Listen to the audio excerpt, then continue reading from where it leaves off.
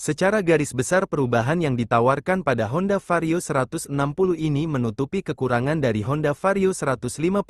Segmennya yang dinaikkan menjadi Matic Premium kini membuatnya benar-benar head-to-head dengan kompetitor dekatnya, Yamaha Aerox 155. Honda Vario 160-2022 jadi incaran banyak orang, performa dan akselerasi mesin luar biasa, handling lincah dan akomodasi mumpuni membuatnya pas jadi motor harian. Tapi ada baiknya mengganti busa jok dengan bahan latex supaya betah berkendara lama dan jauh pakai Honda Vario 160 ini.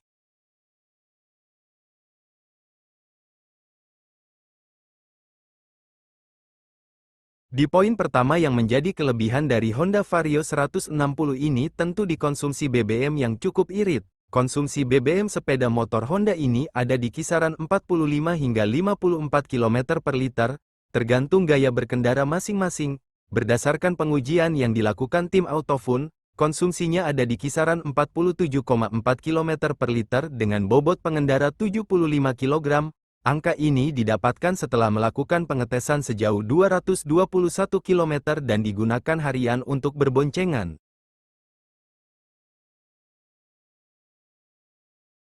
Kelebihan kedua dari Honda Vario 160 ini ada di bagian handling untuk bermanuver. Hal ini dikarenakan PT Astra Honda Motor, AHM, menyematkan sasis baru yakni Enhanced Smart Architecture Frame, ESAF. Penggunaan sasis baru ini membuat handling menjadi semakin baik, sehingga bisa bergerak lincah ketika melakukan manuver walaupun memakai ban gambot. Sosoknya menjadi lebih bengkak dibanding generasi sebelumnya. Hal ini dapat dilihat dari panjang yang kini menjadi 1929 mm dari 1919 mm dengan lebar yang tetap sama, yakni 679 mm. Sementara tingginya juga naik sedikit menjadi 1088 mm dari 1062 mm.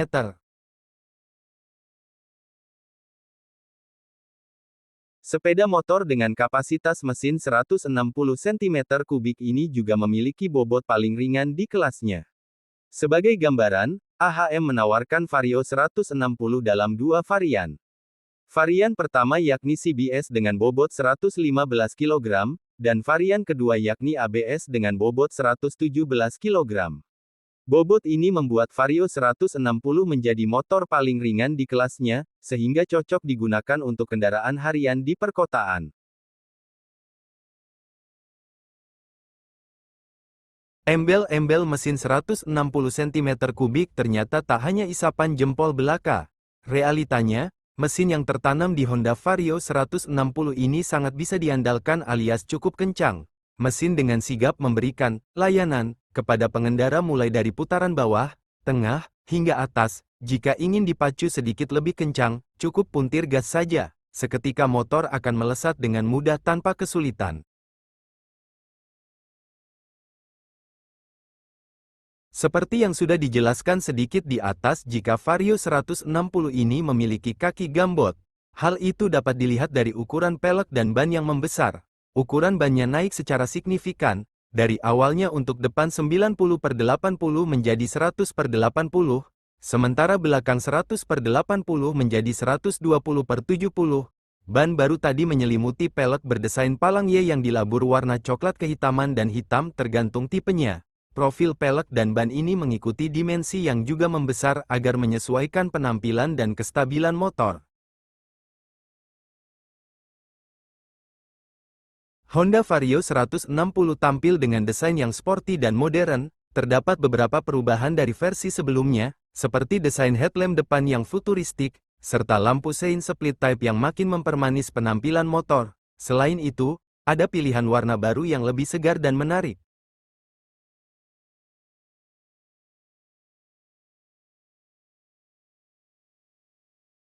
Rangka Honda Vario 160, seperti yang disebutkan sebelumnya, menjadi kekurangan yang sangat vital.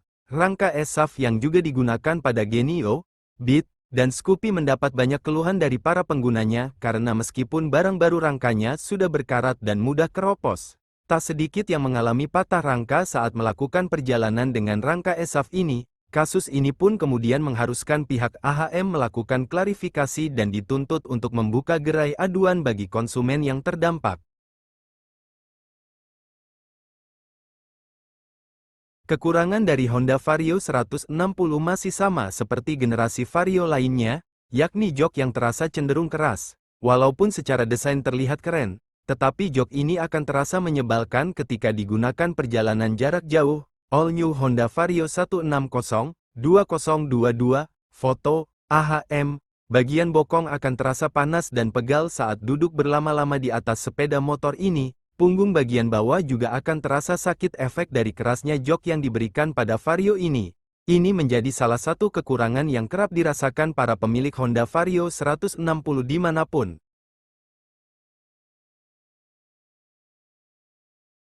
Kapasitas tangki bahan bakar Honda Vario 160 hanya sebesar 5,6 liter saja.